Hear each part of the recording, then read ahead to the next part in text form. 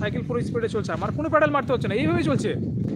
আর সামনে থেকে স্কুটি আসছিল, মানে গাড়ি আসছিল, স্কুটি হবে মনে হয়।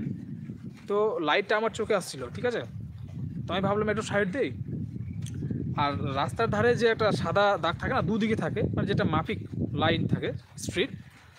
তো ভাবলাম ওই সাদা দাগ অনেক জায়গায় কিন্তু সাদার পাশেই কিন্তু একটু জায়গা থাকে যেটাতে আপনি চালাতে পারবেন সাইকেল।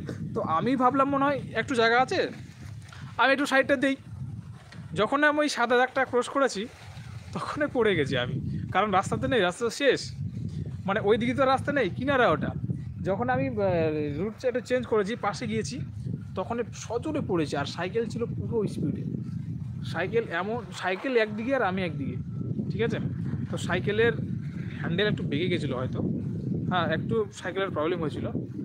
বাট আমার হাঁটু একটু কেটে গেছিলো, আর একটু আগাম হয়েছিল অবশ্য। আর কোথাও প্রবলেম হয়নি, মাথার প্রবলেম হয়নি, কারণ মাথায় হেলমেট ছিল, মাথাতে আঘাত ছিল না, হয়নি।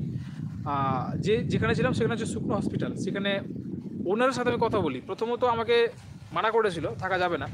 তো যখন আমি নিজে ডিটেলসে বলি যে আমি ট্রাভেল করছি বাই সাইকেল, এই যে আমার সাইকেল দেখুন, আমার ইউটিউব চ্যানেল আছে, আমার নাম এটা, আমার সব কিছু আপনারা দেখে নিতে পারেন, আমার আইডি আছে, সব কিছু আপনি দেখে নিতে পারেন। হ্যাঁ, আপনি যখন অপরিচিত জায়গায় যাবেন, কোনো সাহায্য চাইবেন যে কোনো জায়গায়, তখন আমরা আইডি অবশ্যই দেখবে, আইডি আপনাকে রাখতেই হবে।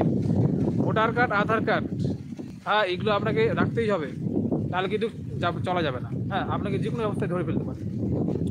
তো এই সমস্ত জিনিসগুলো আমরা দেখেছিল। প্রাথমিক অবস্থায় তো আমাকে মানা করেছিল, মানে না থাকা যাবে না, থাকতে দেওয়া হবে না। বাট আমার পুরো সেট আপ যখন দেখলো, পুরো পরিস্থিতি যখন বুঝলো, তখন আমাকে থাকতে দেয়। হ্যাঁ, তো আমি ওই ওখানে থাকলাম, সারা রাত থাকলাম। প্রথমত আমাকে বললো যে তুমি একটা নতুন বিল্ডিং হচ্ছে, ওখানে যাও, ওখানে থাকো। বাট তারা কী ভাবলো, যে ওনারটা ছিল ওটা মহিলা ছিল, হ্যাঁ ম্যাডাম ছিল একটা। তো উনি বললেন কি না, অ্যাকচুয়ালি তুমি বেডে থাকো, যেখানে রুগীরা আছে ওখানে থাকো। তারপর তো ওখানে গেলাম, গিয়ে তো তারপরে যারা রুগীরা আছে বেডে ভর্তি আছে তাদের সাথে কথাবার্তা হয়, ভালো একটা পরিচয় হয়। তারা ইউটিউব চ্যানেল আমার দেখলো, সাবস্ক্রাইব করলো। হ্যাঁ, তাদের সাথে ভালো একটা ফ্রেন্ডলি একটা পরিস্থিতি তৈরি হলো। তো প্রাথমিক অবস্থায় আমাকে একটু অন্যভাবে দেখছিল। বাট আমি যখন আমার নিজেকে এক্সপোজ করলাম, হ্যাঁ, তখন আমাকে ভালোভাবে থাকতে দেয়, যে একটা বেডেও থাকতে দেয়, খাওয়ার অ্যারেঞ্জমেন্ট করে দেয়। খুব সুন্দর একটা পরিবেশন আমার সাথে করলো ওরা। তো খুব একটা দারুণ এই প্রচুর অভিজ্ঞতা রয়েছে যার, মানে এরকম অভিজ্ঞতা একটা ভিডিওতে শেয়ার করতে গেলে সারাটা দিন সময় লেগে যাবে। কারণ দার্জিলিংয়ের অভিজ্ঞতা চরম অভিজ্ঞতা, কারণ এই অভিজ্ঞতা শেয়ার করতে গেলে পুরোটা দিন সময় লেগে যাবে।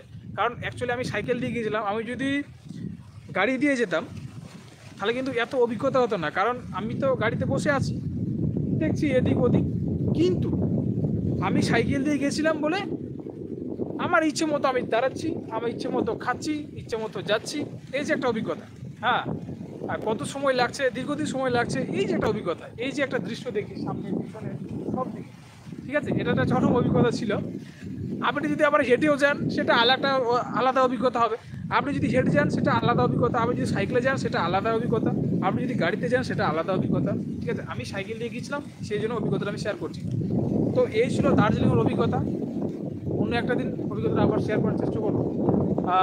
আজকে এই পর্যন্তই রাখছি, দেখা হচ্ছে অন্য একটা লাইভ ভিডিওতে। আজকে এই পর্যন্ত শেয়ার করছি, নমস্কার।